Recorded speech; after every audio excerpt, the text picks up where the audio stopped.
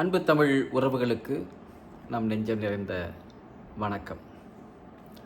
இன்று நான் ஒரு அருமையான இசைக்கருவிக்கு அமைந்த பெயரை பற்றி கொஞ்சம் விளக்கலாம் என்று நினைக்கின்றேன். அது பற்றி தெளிவுபடுத்தலாம் என்று நினைக்கின்றேன். ஆம், பண்டை தமிழர் இசைத்துறையில் மிகவும் வல்லமை பெற்றவர்கள். அவர்கள் பயன்படுத்திய அந்த துறையில் மிகவும் ஆழம் பெற்ற கருவிகளுள் ஒன்று புல்லாங்குழல். வீணை யாழ் வகையை சார்ந்தது என்று சொல்வார்கள். யாழும் தமிழிசை கருவியே. மதங்கம், மதங்கம் என்றால் மத்துவது. இரண்டு பக்கமும் தட்டி தப்பி எழுப்புகிற தாள இசை கருவிதான் மதங்கம். இந்த மதங்கம்தான் பின்னாளில் வடக்கில் வடமொழியில் மிருதங்கம் என்று திரிக்கப் பெற்றது. வடவர்கள் தமிழில் உள்ள பல சொற்களை அவருடைய ஒலிப்பில் வழக்கில் கொண்டு வருகின்ற பொழுது திரித்து ஒலித்தனர். அப்படித்தான் மெது என்பது மிருது என்று ஆக்கப்பெற்றது, படி என்பது பிரதி என்று ஆக்கப்பெற்றது. அதே போல மதங்கம் என்ற அருந்தமிழ் சொல் மிருதங்கம் என்று ஆக்கப்பெற்றது. இந்த மிருத, மத, மது, மிருத என்று அங்கு திரிவடைந்தது.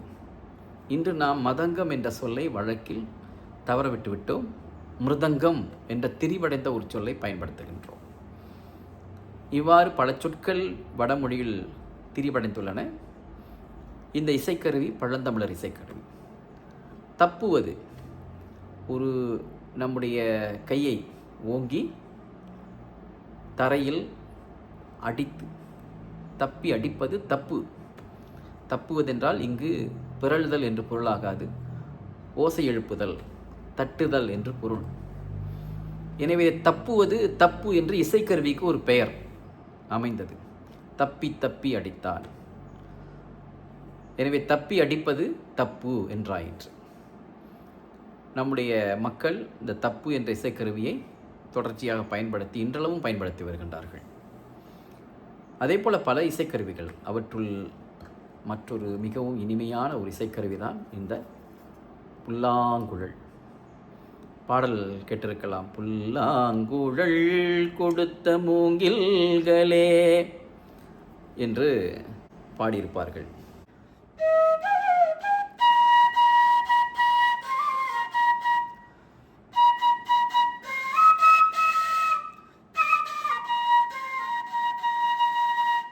இப்படி புல்லாங்குழலில் மிகவும் இனிமையாக இசை எழுப்ப முடியும். இந்த துளைகளுக்கு தமிழிலே பெயர் உண்டு. ஏழிசை அடிப்படையிலும் பெயர் உண்டு. அந்த இசைக்கூறுகளுக்கு ஒலிப்பு அடிப்படையிலும் பெயர் வைத்திருக்கிறார்கள். அது வேறு செய்தி. இன்றைக்கு புல்லாங்குழல் என்ற இந்த பெயர் எவ்வாறு ஏற்பட்டது என்பதை நான் சொல்ல விரும்புகின்றேன்.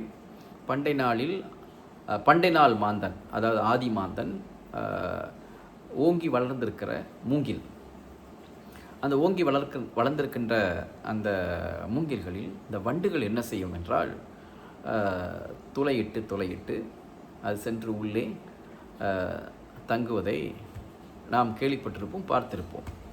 இவ்வாறு பல்வேறு இடங்களில் இந்த வண்டு ஒரே மூங்கிலில் துளையிட்டு வைத்திருக்கும். இவ்வாறு துளையிட்ட அந்த அமைப்பு முறை சற்று பெரிதாகவும் சிறிதாகவும் அல்லது இடைவெளி விட்டும் இருக்கலாம். அவ்வாறு ஓங்கி வளர்ந்த மூங்கில்களில் வண்டுகள் இட்ட துளையின் காரணமாக காற்று வீசுகின்ற வேளையிலே அந்த காற்று அந்த துளைகளில் உள்ளே புகுந்து ஒரு வகையான இனிமையான ஓசையை எழுப்பியதை இந்த ஆதிகால மாந்தன், பண்டை மாந்தன் கேட்டிருக்கிறான், பார்த்திருக்கிறான். அதை பார்த்து தான் அவனுக்கு விந்தையாகிவிட்டது. உடனே அந்த கால மாந்தன் இயற்கையில் நிகழ்கின்ற இந்த காட்சிகளை கண்டுதான் கற்றுக்கொண்டு தாமும் கருவிகளை உருவாக்கியிருக்கின்றான். இது புல்லாங்குழல் மட்டுமல்ல, ஏனைய பல கருவிகளையும் அவ்வாறு அவன் உருவாக்கியிருப்பதை நாம் ஆய்கின்ற பொழுது நமக்கு தெரிய வருகின்றது. தமிழிலே புல் என்றால் மூங்கில் என்று ஒரு பொருள் உண்டு. ஏன் மூங்கிலுக்கு புல் என்ற இந்த சொல் வந்ததென்றால், வேர்ச்சொல் அமைப்பு முறையில் மொழிஞாயிறு தேவனைய பாவாணர் அவர்கள் குறிப்பிடுவார்கள். உல் என்பது ஊகார சுட்டின் அடிப்படையாக வந்த வேர்முலை. ஊகாரச்சுட்டு என்பதை பற்றி நான் முன்பதாகவே ஒரு காணொளியில் விளக்கியிருக்கின்றேன். ஊ என்று முன்னோக்கி சுட்டுகின்றோம். அது பல கருத்துக்களை உருவாக்கி கொண்டு செல்லும். தோன்றும், முன்படும், பிறகு முன் செல்லும், ஒரு பொருளை நெருங்கும், நெருங்கி அதை தொடும், தொட்டு கலக்கும், சேரும் அல்லது துளைக்கும். தொடப்படுகின்ற பொருள் மென்மையாக இருந்தால், இந்த தொடுகின்ற பொருள் வன்மையாக இருந்தால் துளைக்கும். இந்த பொருள் மென்மையாக இருந்து, அதாவது தொடுகின்ற பொருள் மென்மையாக இருந்து தொடப்படுகிற பொருள் வன்மையாக இருந்தால் துளைக்க முடியாது. அது போய் அழுத்தமாக சென்று சேரும். ஆனால் என்ன செய்யும் என்றால் மென்மையாக இருக்கின்ற காரணத்தால் வளைந்து விடும். இதற்கு எடுத்துக்காட்டாக ஒரு ஆணியை நாம் சுவரில் அடித்து பார்க்கின்ற பொழுது சுவர் வன்மையாக இருந்தால் ஆணி வளைவதை பார்க்கலாம். எனவே வளைவு பொருள் கருத்து உருவாகும். துளைக்கின்ற பொழுது துளைத்தல் சார்ந்த சொற்கள் எல்லாம் உருவாக்கின்றன. தொடுகின்ற பொழுது தொடுதல், சேர்த்தல், களத்தல் சார்ந்த சொற்கள் தமிழிலே உருவாக்கின. நெருங்குகின்ற பொழுது அண்மித்தல், நெருங்கல், இது போன்ற சொற்கள், இந்த பொருளை தருகிற சொற்கள் உருவாகின. தோன்றுகின்ற பொழுது தோன்றல் சார்ந்த கருத்துக்கள், சொற்கள் உருவாகின. முற்படுகின்ற பொழுது முற்பட்டு வெளி தோன்றுகிற அந்த முற்படு சார்ந்த கருத்துக்கள் உருவாகின. செல்லுகின்ற பொழுது இயங்கல் கருத்துகள் உருவாகின்றன. எனவே இந்த கருத்துக்களிலே நாம் சற்று முன்பு சொன்ன இந்த வேர் போய் தொட்டு துளைக்கிறது அல்லவா, அவ்வாறு துளைக்கின்ற பொழுது துளைத்தல் கருத்து உருவாகிறது.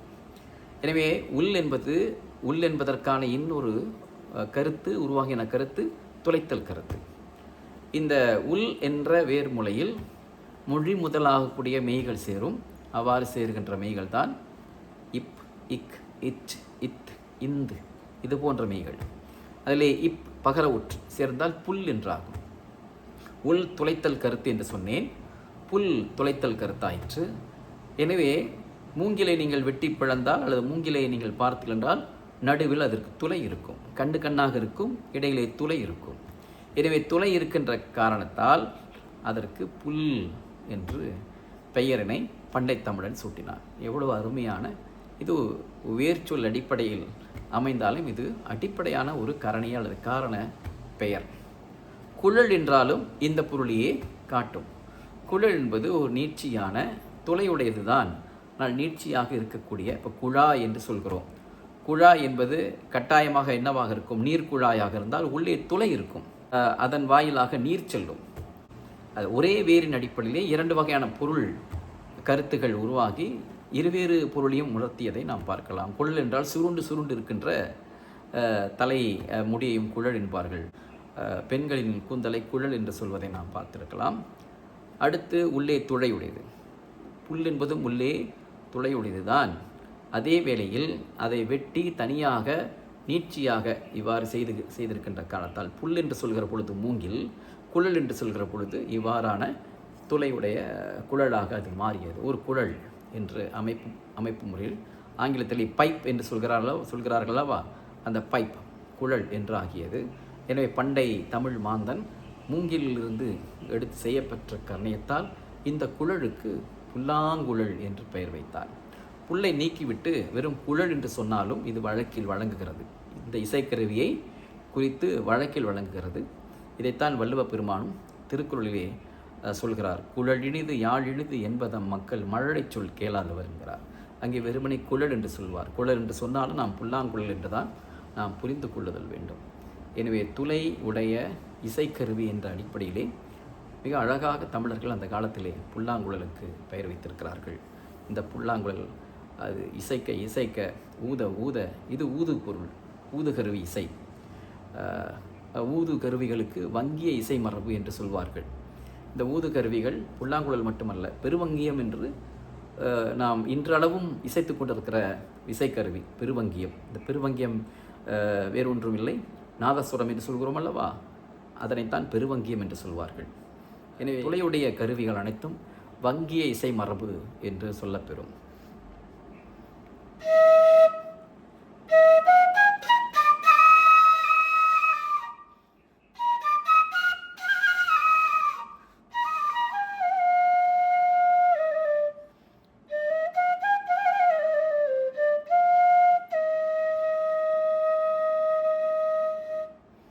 அனைவருக்கும் நன்றி, வணக்கம், வாழ்க வளர்க.